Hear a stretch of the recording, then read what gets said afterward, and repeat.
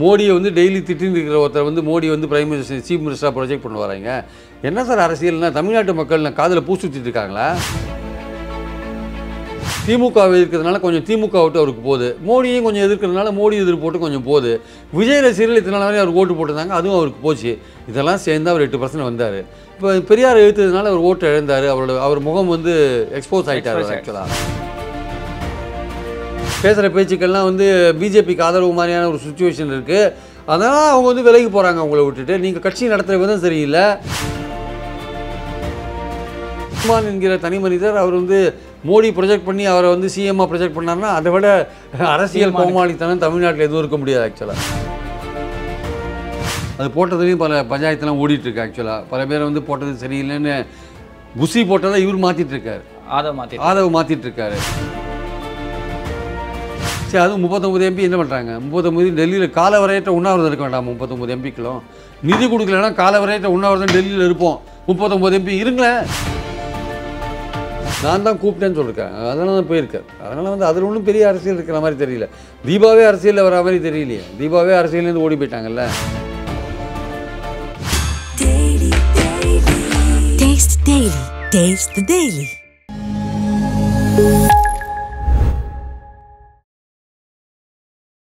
நாதஸ்மேனிகளுக்கு வணக்கம். அரசியல் பல பரபரப்பான கட்டங்களை நோக்கி நகர்ந்து கொண்டு இருக்கிறது. அது குறித்து விவாதிக்க மூத்த பத்திரிகையாளர் திரு பிரியன் அவர்கள் முன்னே இருந்திருக்கார். வணக்கம் சார். வணக்கம் சார். இப்படி இருக்க வந்து பார்த்தீங்கன்னா சீமான் போன்றவர்கள் இவ்வளோ நாள் பெரியாருக்கு எதிராக பேசிட்டு இருந்தாங்க. மும்மொழி கொள்கை இருமொழி கொள்கை சார்ந்த விஷயங்கள் வர்றப்போ கரெக்டாக பிஜேபி எதிர்க்கிறாங்க.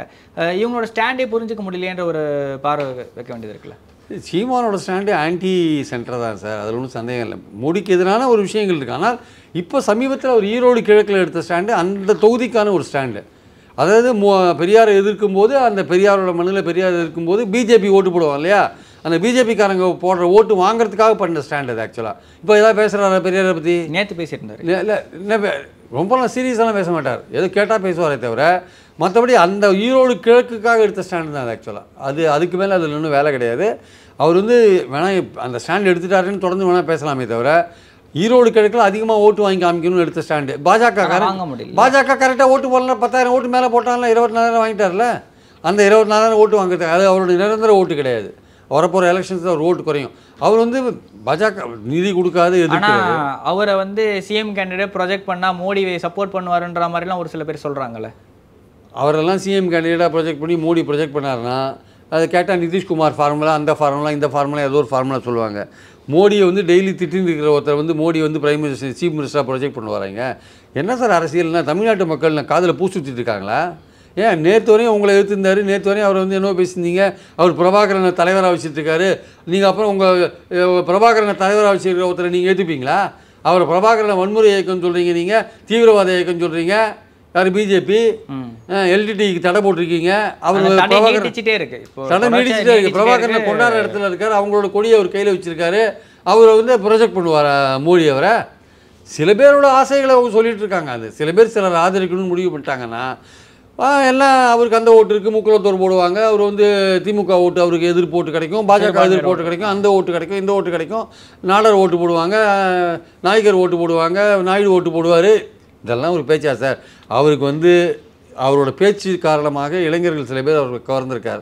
அந்த எல்டிடி ஆதரவு காரணமாக பிரபாகரனை பிடிக்கிறவங்க அவரை கொஞ்சம் ஆதரித்தாங்க. திமுக எதிர்க்கிறதுனால கொஞ்சம் திமுக விட்டு அவருக்கு போகுது, மோடியும் கொஞ்சம் எதிர்க்கிறதுனால மோடி எதிர்ப்பு போட்டு கொஞ்சம் போகுது. விஜய் ரசிகர்கள் இத்தனை நாள் அவருக்கு ஓட்டு போட்டிருந்தாங்க, அதுவும் அவருக்கு போச்சு. இதெல்லாம் சேர்ந்து அவர் 8% வந்தார். இப்போ பெரியார் எழுத்ததுனால அவர் ஓட்டு இழந்தார். அவர் முகம் வந்து எக்ஸ்போஸ் ஆகிட்டார். ஆக்சுவலாக அதனால் இனிமேல் அவர் வந்து எல்டிடி ஏன் இவ்வளோ பேர் பிரிஞ்சு போகிறாங்க? காளியம்மாள் உட்பட ஏன் பிரிஞ்சு போகிறாங்க? காளியம்மாள் உட்பட ஏன் சார் பிரிஞ்சு போகிறாங்க? இவ்வளோ பேர் ஏன் பிரிஞ்சு போக வேண்டிய அவசியம்? இன்னைக்கு கூட ஒரு மாவட்டத்தில் போயிருக்கார் சார். போட்டு அதாவது அவங்களாம் தேவையில்லையா? அவங்களாம் கலை மாதிரின்றார். இது வந்து கலையுதிர் காலமா? அந்த இலையுதிர் காலம் மாதிரி கலையுதிர் காலமா? அதான் இவருக்கு தேவைன்னா அவங்க உழைக்கணும், தேவையில்லைன்னா அவங்கள வெளில தள்ளணுமா? எத்தனை வருஷம் கையில் துட்டை போட்டு உழைச்சிருப்பாங்க, கை காசை போட்டு உழைச்சிருப்பாங்க. காளியம்மாள் போன்றவர்கள்லாம் இவருக்காக பஸ்ஸில் போயிட்டு அவங்க நாகப்பட்டினத்துலேருந்து சென்னை வரைக்கும் பஸ்லேயே போயிட்டு அவ்வளோ விஷயங்கள் பண்ணியிருக்காங்க. ஆனால் அவங்க போகிறப்ப கூட இல்லை இவர் பெரிய இழப்பு, தங்கச்சிக்கு எங்களுக்கு ஒரு சின்ன ஒரு மிஸ் அண்டர்ஸ்டாண்டிங்கிற மாதிரிலாம் கூட எதுவும் சொல்லலை. அவங்களும் இவரை ப்ளேம் பண்ணுற மாதிரி எந்த விஷயத்தையும் சொல்லலை. இவரும் ஒரு சின்ன அட்ரஸ் பண்ணுற மாதிரி வருத்தன்ற மாதிரி கூட எதுவும் சொல்லவே இல்லை. இல்லை அதாவது போகிறவங்கள பற்றிலாம் என்ன ஒரு முத்திரை குத்துறாங்கன்னா, சீமான் ஏற்கனவே அவங்களாம் போட்டுன்னு நினச்சி முடிவு பண்ணிட்டாராம். அதனால் அவங்க போகிறத பற்றி கவலைப்படலையா? ஏன் அவங்க இத்தனை நாள் கட்சியில் உழைச்சிருக்காங்க, அவங்க எதுக்காக போகிறாங்க? நீ வந்து ஒரு வலதுசாரி நீங்கள் ஒரு வலதுசாரி அரசியலை கையில் எடுத்தீங்க, அதை பிடிக்காத போகிறேன்றாங்க. நீங்கள் வந்து உங்களுடைய பார்வை தெளிவில்லாத இருக்குது, நீங்கள் உங்கள் பேசுகிற பேச்சுக்கள்லாம் வந்து பிஜேபிக்கு ஆதரவு மாதிரியான ஒரு சுச்சுவேஷன் இருக்குது. அதனால் அவங்க வந்து விலகி போகிறாங்க உங்களை விட்டுட்டு. நீங்கள் கட்சி நடத்துகிற விதம் சரியில்லை, நீங்கள் கட்சிக்காக உழைச்சவங்களை மதிக்க மாட்டேன்றீங்க, வேறு ஒருத்தர் திடீர்னு கொண்டு ஆஃபீஸ் பேரராக போடுறீங்க, வேறு ஒருத்தரை கேண்டிடேட்டாக போடுறீங்க, அங்கே லோக்கலில் உழைச்சவனை புறக்கணிக்கிறீங்க. இதெல்லாம் இருக்கும்பொழுது அப்போ அவங்க என்ன பண்ணுவாங்க? கட்சியை கை காசை போட்டு கட்சியை வளர்க்குறவன், கடனை வாங்கி கட்சியை வளர்த்தவன், அவன் என்ன சார் பண்ணுவான்? எவ்வளோ நாள் தான் கடனை வாங்கி அவன் செலவழிப்பான்? அவன் வீட்டை விற்றவங்களாம் நிறைய பேர் இருக்கான் நாம் தமிழரில், வீட்டை விற்று செலவழிச்சவங்களாம் இருக்கான். இவருக்கு சீமான் தன்னோட வாயாலே கட்டுறாரு. ஆக்சுவலாக இது மாதிரிலாம் சொல்லக்கூடாது. இவ்வளோ நாள் கட்சியில் உழைச்சிட்டு போகிறவங்கள பற்றி வாழ்த்துறாங்கலாம் சொல்லக்கூடாது. அவங்க ஒவ்வொரு அண்ணா சொல்லுவார், ஒவ்வொரு தொண்டனும் முக்கியம்னு சொல்லுவார். எந்த தொண்டனையும் இழக்கக்கூடாது. நம்ம ஒவ்வொரு தொண்டனையும் நம்ம கூப்பிட்டு இது பண்ணணும். எம்ஜிஆர் அதே மாதிரி தான். யாரும் ஒருத்தர் நம்மளை பிரிஞ்சு போகக்கூடாது. அவங்களை வந்து நம்ம அரவணைச்சு கொண்டு வரணும். எதிர்கட்சியில் இருக்கணும் எப்படி நம்ம கட்சியில் கொண்டு வரணும் பார்க்கணுமே தவிர்த்து கட்சியில் இருந்து போகிறவனை பற்றின நெடுஞ்செழியெல்லாம் வந்து எம்ஜிஆர் எழுத்து பேசினவர் தான். கூப்பிட்டு பொதுச் செயலாளர் போஸ்ட் கொடுக்கலையா? ராஜாராம் நிறைய பேர், பாபு சண்முகம், நிறைய பேர். ஆரம் வீரப்பனுக்கும் ஜெயலலிதாவுக்கும் பெரிய சண்டை நடந்தது. கடைசியில் ஜெயலலிதா ஆரம் வீரப்பனை கூப்பிட்டு மந்திரி பதவி கூப்பிட்டு உட்கார வச்சாங்கல்ல. ஸோ அதனால் வந்து எஸ்டிஎஸ் வந்து எம்ஜிஆர் எடுத்து போட்டி போட்டார். அவரையே கடைசியில் எம்ஜிஆர் கட்சியில் சேர்த்துட்டார். இது மாதிரிலாம் இருக்கிறப்போ நீங்கள் என்ன எவ்வளோ பெரிய கட்சி வளர்த்துட்டீங்க? இப்போ வரப்போகிற தேர்தலில் உங்களுக்கு வந்து நிச்சயமாக உங்கள் ஓட்டு பாதியாக குறைஞ்சிடும். நீங்கள் கட்சி நடத்துகிற விதமும் சரியில்லை, நீங்கள் எடுக்கிற நடத்துகிற விதமும் சரியில்லை, கட்சிக்காரங்க நடத்துகிற பாலிசி ஸ்டாண்டும் சரியில்லை, உங்கள் பாலிசி ஸ்டாண்டும் சரியில்லை. ஸோ எல்லாமே பார்க்கும்போது இந்த வந்து உங்களுடைய வளர்ச்சின்றது வந்து 1, 3, 5, 8ன்னு வந்த வளர்ச்சி மடமடமடன்னு சரியாக போகுது. ஆக்சுவலாக இந்த ஈரோடு ஈஸ்ட்லலாம் வாங்கிட்டேன்லாம் சொல்கிறதெல்லாம் வந்து அது அந்த தொகுதிக்கு மட்டும்தான் பொருந்தும். அப்போ நீங்கள் எடுத்த ஒரு ஸ்டாண்ட்னால அது வந்தது, இனிமேல் வராது. அதனால் வந்து இனிமேல் சீமான் என்கிற தனி மனிதர் அவர் வந்து மோடி ப்ரொஜெக்ட் பண்ணி அவரை வந்து சிஎம்மாக ப்ரொஜெக்ட் பண்ணார்னா அதை விட அரசியல் கோமாளித்தனம் தமிழ்நாட்டில் எதுவும் இருக்க முடியாது ஆக்சுவலாக. சார் அதெல்லாம் இப்போ ரீசெண்டாக இவர்கள் ரஜினி அவர்கள் போயிட்டு ஜெயலலிதா அவர்கள் வீட்டில் அவர் அந்த மலர் வளையம் அவங்க நினைவு பர்த்டே அன்றைக்கி போயிட்டு வந்திருக்காரு. இந்த மாதிரி விஷயங்கள் எப்படி பார்க்குறது? சம்மந்தமே இல்லை, இவ்வளோ நாளாக வந்து எதிரும் புதிரமாக இருந்தாங்க ரஜினியும் ஜெயலலிதான்ற மாதிரி விஷயங்கள் நம்ம பார்த்துட்டு இருந்தோம். போயஸ் காட்டில் என்னென்ன பஞ்சாயத்துலாம் நடந்துச்சு. இப்போ திடீர்னு அவர் போய் பார்க்கறதுக்கான காரணம் தேவையும் என்ன ஏற்படுது அவருக்கு? ரஜினி இல்லை, அவரை கூப்பிட்டாங்க. தீபா போய் அவரை வந்து நீங்கள் வாங்க எங்கள் வீட்டுக்கு வாங்க, மரியாதை செலுத்த வாங்க, இந்த மாதிரி போயஸ் கார்டனில் அவங்க இப்போ தான் இந்த வீடு அவங்களுக்கு வந்திருக்கு, இப்போ இவங்க செலிப்ரேட் பண்ணுறதுனால, பிறந்தநாளை செலிப்ரேட் பண்ணுறதுனால அவங்க கூப்பிட்டு தான் அவர் போயிருக்கார். நான் தான் கூப்பிட்டேன்னு சொல்லியிருக்கேன், அதனால தான் போயிருக்கேன். அதனால் வந்து அதில் ஒன்றும் பெரிய அரசியல் இருக்கிற மாதிரி தெரியல. தீபாவே அரசியலில் வர மாதிரி தெரியலையே. தீபாவே அரசியலேருந்து ஓடி போயிட்டாங்கல்ல. அதனால் அவங்களுக்கு ஒன்றும் பெரிய அரசியல் இன்ட்ரெஸ்ட் இருக்கிற மாதிரி தெரியல. ஆக்சுவலாக அவங்க கூப்பிட்டு தான் அவங்க போயிருக்காங்க. அவங்க வந்து எல்லாரையும் கூப்பிட்ருக்காங்க, எடப்பாடி தரப்புலையும் கூப்பிட்ருக்காங்க, ஓபிஎஸ் தரப்புலையும் கூப்பிட்ருக்காங்க. ஆனால் எடப்பாடி தரப்பில் யாருமே போவே இல்லை. அவங்களுக்கு வந்து அவர் தான் வந்து அரசுடைமையாக்கினார் அந்த வீட்டை வாங்கி கோர்ட்டு தான் வந்து தீபா கையில் ஒப்படைச்சாங்க ஆக்சுவலாக. அதனால எடப்பாடிக்கு கோவம், அவர் வந்து தீபாவை எதிர்க்கிறார், தீபாவை கண்டுக்கிறது இல்லை அவர் ஆக்சுவலாக. ஸோ அதனால் வந்து இவங்கெல்லாம் இப்போ நான் இவரை கூப்பிட்டாரு, ரஜினியை கூப்பிட்டார், ரஜினி போயிட்டார் ஆக்சுவலாக. Okay sir. காளியம்மாளோட விலகல் வந்து பார்த்தீங்கன்னா ஆல்ரெடி எதிர்பார்த்த ஒரு விஷயம் தான். அப்படி இருக்கிறப்ப காளியம்மாளோட விலகல் வந்து பார்த்தீங்கன்னா கட்சிக்காரங்க மத்தியில் ஒரு மிகப்பெரிய சலசலப்பு ஏற்படுத்துது. கட்சி விட்டு போயிட்டாங்களே அப்படின்னு சொல்லிட்டு ரொம்ப பேர் வருத்தப்பட்டு தான் அந்த பதிவு போட்டிருந்தாங்க. அப்படி இருக்கிறப்போ சீமானை கூடவே இருக்க சாட்டை துருமா இருக்கணும், இடுமாவனம் கார்த்தியோ அது பெருசாக நெகட்டிவே கிடையாதுன்ற மாதிரி ஒரு இது கிரியேட் பண்ணுறதுக்கான காரணம். எல்லாரும் போயிட்டு கடைசியில் சீமான், சாட்டை, இடும்பவனம் 3 பேர் மட்டும் இருந்தால் கூட பெரிய பாதிப்பு எதுவும் இல்லைன்னு தான் சொல்லுவாங்க. அவங்க நாம் மூவர் நமக்கு மூவர்ன்ற மாதிரி அவங்க இருப்பாங்கன்னு நினைக்கிறேன். நம்ம பாயிண்ட் என்னென்னா, கண்ணுக்கு எதிர்க்க தெரியுது சார். ஒரு ஆஃபீஸ் பேரர் ஒரு மாவட்ட செயலாளர் போகிறான்னா அவங்க எவ்வளோ பேர் போவான், அவங்க எவ்வளோ பேர் வேலை செஞ்சுருப்பான். அவங்க கூட ஒரு 100 பேராவது போவான்ல. ஒரு மாவட்ட செயலாளரோ, ஒன்றிய செயலாளரோ, ஒரு மாநில ஒருங்கிணைப்பாளரோ போனால் அவங்க கூட ஒரு 10 பேர் பெரும்பாலும் போய் தமிழக வாழ்வுரிமை கட்சியில் தான் சேர்றாங்க. வேல்முருகனோட தலைமையில் எல்லாருமே பெரும்பாலும் நான் தான் சொல்கிறேன். அதனால தான் சொல்கிறேன் சீமானோட ஓட்டு தான் குறையுன்றேன். இவங்க எல்லாம் தான் பெரும்பாலும் இவங்க விஜய் ரசிகர்களாக கூட இருந்திருப்பாங்க, சொல்ல முடியாது. இவங்க பெரும்பாலும் விஜய் ரசிகர்களாக இருந்திருப்பாங்க. விஜய் கட்சி யங்ஸ்டர்ஸ்ன்ற மாதிரி தெரியல, எல்லாமே ஓரளவுக்கு 30-40 வயசு சார். அந்த ஒரு சீமான் வந்து ஒரு 10 வருஷமாகவே அரசியலில் இருக்காருல்ல. அந்த காலகட்டத்திலேருந்தே விஜய் கட்சி ஆரம்பிக்கணும், நம்ம இவர் ஆதரிக்கலாம். விஜயும் சீமானும் கிட்டத்தட்ட ஒரே மாதிரி பேரலாக ஒரே ஒரு எண்ண ஓட்டத்தோடு இருந்தாங்க. அதனால அவர் ஆதரிச்சா தப்பு இல்லைன்னு நினைச்சாங்க. அப்படிதான் சொன்னாரு. கடைசியில் இப்போதான் வந்து நீ லாரி அடிச்சு செத்து போயிடுவோம், நீ அந்த பக்கம் இந்த பக்கம்னு சொல்லிட்டு போயிட்டாரு. தம்பினாலும் எதிரி தான் சொல்லிட்டு போயிட்டாரு அவர். அதனால இப்போ இவரோட போக்கும் சரியில்லைல்ல, அதனால இவரை விட்டு நேரம் அங்கே தான் போகிறாங்க.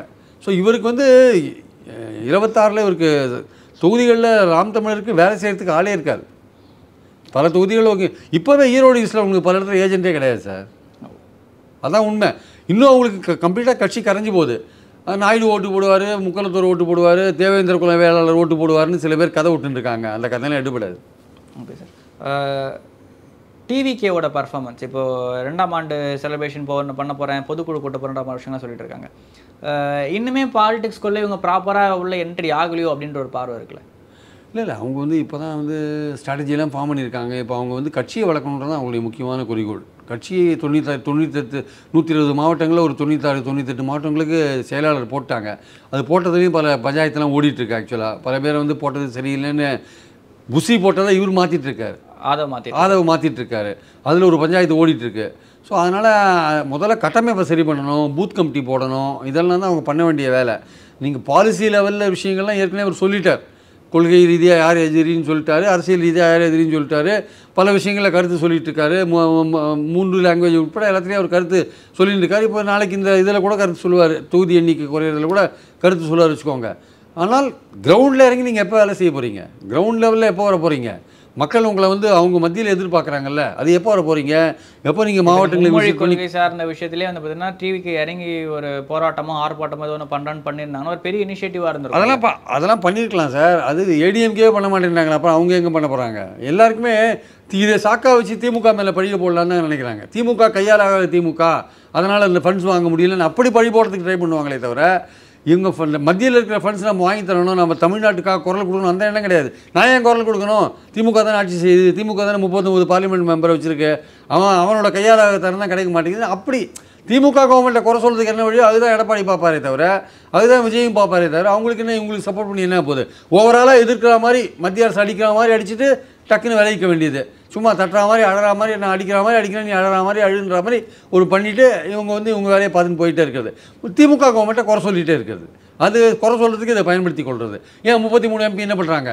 இவ்வளோ பேர் எலெக்ட் பண்ணணுமே, அவங்க டெல்லியில் என்ன தூங்கிட்டு இருக்காங்களா? அப்படிலாம் எதுக்கு கேட்குறாங்க?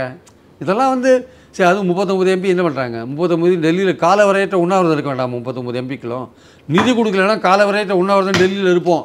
39 MP இருங்களேன்.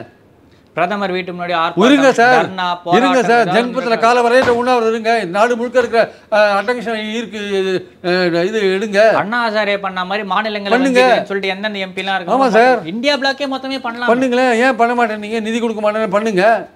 ஏன் பேசாமல் இருக்கீங்க? இங்கே எதிர்ப்பு குரல் கொடுக்கறது ஒரு பக்கம் இருக்கட்டும். நான் சொல்கிறதுனா இன்னும் பிகர் லெவலில் எடுத்துகிட்டு போங்க. ஆமாம், இன்னும் பெரிய லெவலில் எடுத்துகிட்டு போங்க. 39 MPக்களுக்கு உட்காருங்க டெல்லியில் போயிட்டு. சாகுமுறை உண்ணாவிரதம் போடுங்க. யார் வேணானது? எத்தனை நாள் இது பண்ணுவாங்க பார்த்துக்கலாம். சாகுமுறை உண்ணாவிரதம் தமிழ்நாடு அரசு சார்பில் சட்ட போராட்டம் ஆரம்பிங்க. ஏதோ ஒன்று something you have to to இல்ல.